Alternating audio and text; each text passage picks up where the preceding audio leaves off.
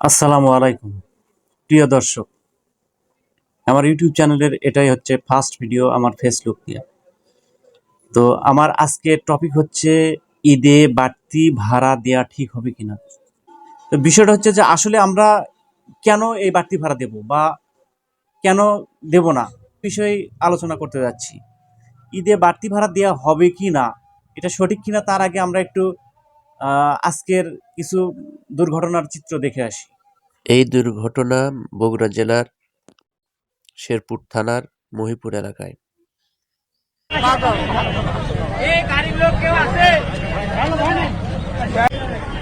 এই দুর্ঘটনা চট্টগ্রাম লোহাগাড়া এলাকায়।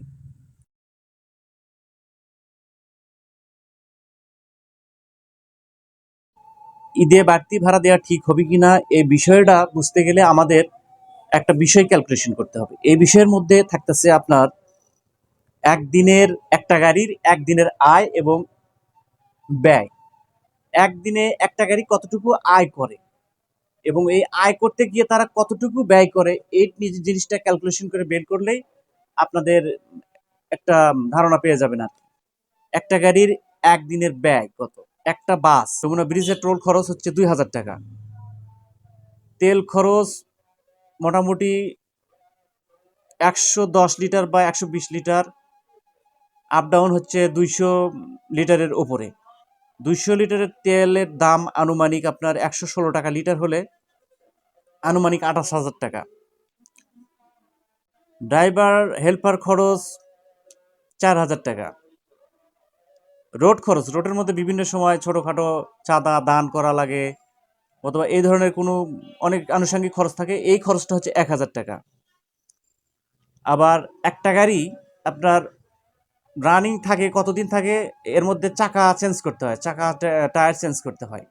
এটা ৬ মাস পর পরে চেঞ্জ করতে হয়, কেননা যদি ৬ মাস পরে তারা চেঞ্জ না করে গাড়িটা যে কোনো সময় দুর্ঘটনার সম্মুখীন হতে পারে। একটা চাকার মূল্য হচ্ছে ৩৭,০০০ টাকা। তো একটা গাড়ি যখন ৬টা চাকা একসাথে চেঞ্জ করা হয় তখন এর দাম হচ্ছে ২,২২,০০০ টাকা। এই ২,২২,০০০ টাকা ৬ মাস পর পর যদি একদিনের টায়ার খরচ হয় ১২০০ টাকা। আচ্ছা, একটা গাড়ির বডি লাগাতে খরচ ১৮ লক্ষ টাকার মতো। ১৮ লক্ষ বা প্লাস হতে পারে, বেশি হতে পারে। তো এই ১৮ লক্ষ টাকা ৪ বছর সে বডিটা ঠিকঠাক থাকে। ৪ বছর পরেও যদি তারা চালাতে থাকে সে গাড়ি দুর্ঘটনার সম্মুখীন হতে পারে। তাহলে ৪ বছরে যদি ১৮ লাখ টাকা হয় তাহলে একদিনের বডি খরচ ১২০০ টাকা। গাড়ি অবশ্যই ২০-২২ দিন পর পর মোবিল চেঞ্জ করতে হবে। এই মোবিলটা একবার মোবিল ড্রেনেজ করতে ২২,০০০ টাকার মতো মোবিল লাগে। এই ২২,০০০ টাকা একদিনের মোবিল খরচ হচ্ছে ১,০০০ টাকা। এরপরও রানিং অবস্থায় নষ্ট হলে অর্থাৎ গাড়ি ঢাকা থেকে রওনা করলো, যমুনা ব্রিজ পার হয়ে নষ্ট হলো বা টাঙ্গাইলের ভিতরে নষ্ট হলো, নষ্ট বিভিন্ন জায়গা হতেই পারে, এই রকম নষ্ট বাবদ ধরে রাখা হয় ১ বছরের জন্য ১.৫ লক্ষ টাকা। তো এই ১.৫ লক্ষ টাকাকে আমরা একদিনে কনভার্ট করলে দৈনিক ৪০০ টাকা। প্রত্যেকটা গাড়ির মেইনটেনেন্সের জন্য একটা মিস্ত্রি থাকে পার্মানেন্টলি। এই মিস্ত্রিকে আপনার গাড়ি নষ্ট হোক আর না হোক, এই মিস্ত্রিকে আপনাকে প্রতি মাসে ৫,০০০ টাকা দিতেই হবে। তো এই হচ্ছে সর্বমোট একদিনের খরচ হচ্ছে ৩৮,০০০ টাকা।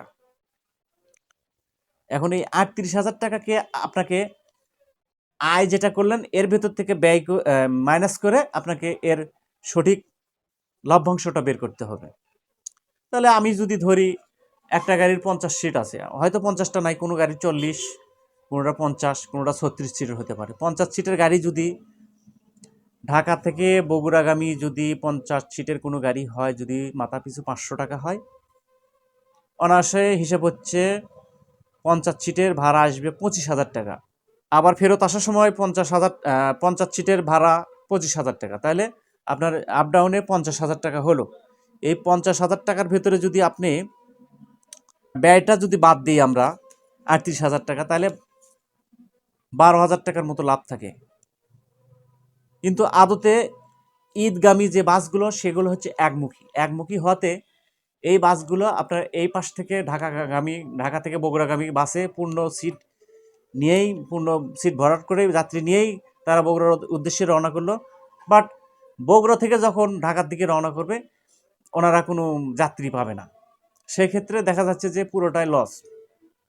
পুরোটাই বলতে ৫৫০ টাকা হয়, ২৭,০০০ টাকা, ২৭-২৮,০০০ টাকার মতো আসতে পারে, কিন্তু রিটার্ন ফেরত আসার সময় কোনো টাকা কিন্তু পাচ্ছে না। প্রিয় দর্শক, আপনারা তো বুঝতে পারলেন যে আসলে এতটুকু লাভ করতেছে। এর মধ্যে কিন্তু অনেক ক্ষেত্রে আবার দেখেন যে অ্যাক্সিডেন্ট হয়। অ্যাক্সিডেন্ট, আর একটা এই অ্যাক্সিডেন্ট দেখেন। দুর্ঘটনা গাজীপুরে বাস এবং সিএনজি। কেন বাড়তি ভাড়া দেওয়া উচিত এই বিষয়ে আরেকটু ডিসকাস করি। এই যে গাড়ির স্টাফগুলা, এই স্টাফগুলো আসলে কিন্তু একেবারে গরিব শ্রেণীর হয়। আপনার যার টাকা পয়সা আছে সেই ছেলে কোনোদিন আপনার এই বাসের হেল্পারি করতে যাবে না।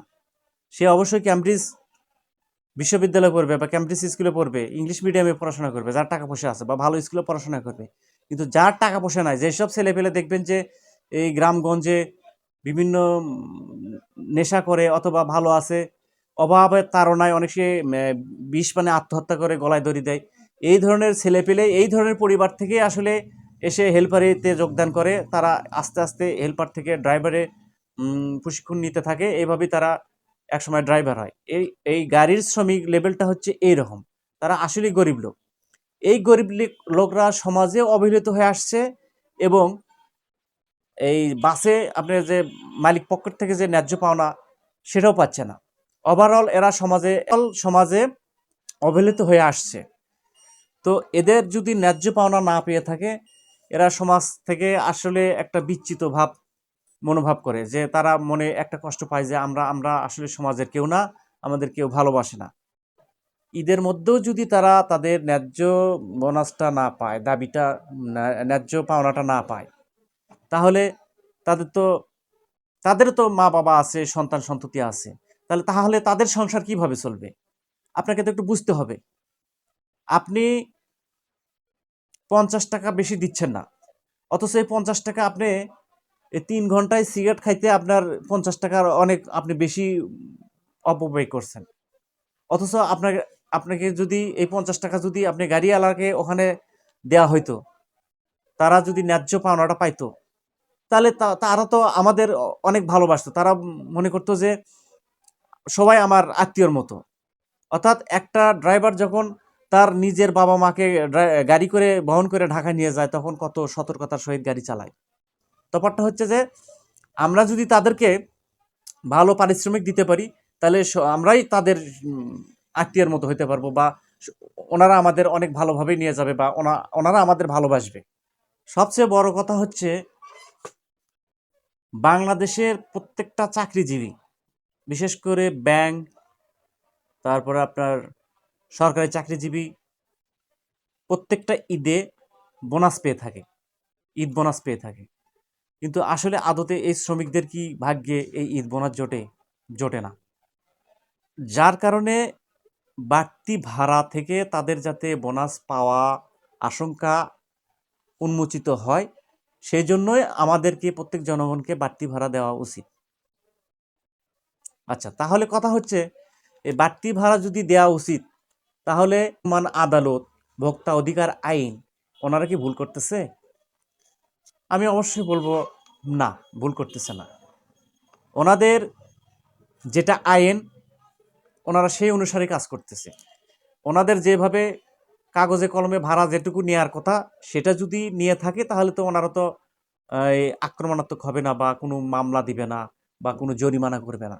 কিন্তু তারপরেও জরিমানা হচ্ছে। এটা এটা আসলে বাস মালিক সমিতি কর্তৃক ওনাদের সাথে যোগাযোগ করে এর একটা সুরাহা করে গ্রহণযোগ্যতা অনুসারে উপস্থাপন করে অবশ্যই তাদের দাবি দেওয়াটা মিটিয়ে নিতে পারত। তাহলে আমরা সামাজিকভাবে আমরা মিলেমিশে থাকতে পারতাম। সমাজের ভিতরে একটা পেশার সাথে আর একটা পেশা চেইনের মতো বা শিকলের মতো যুক্ত।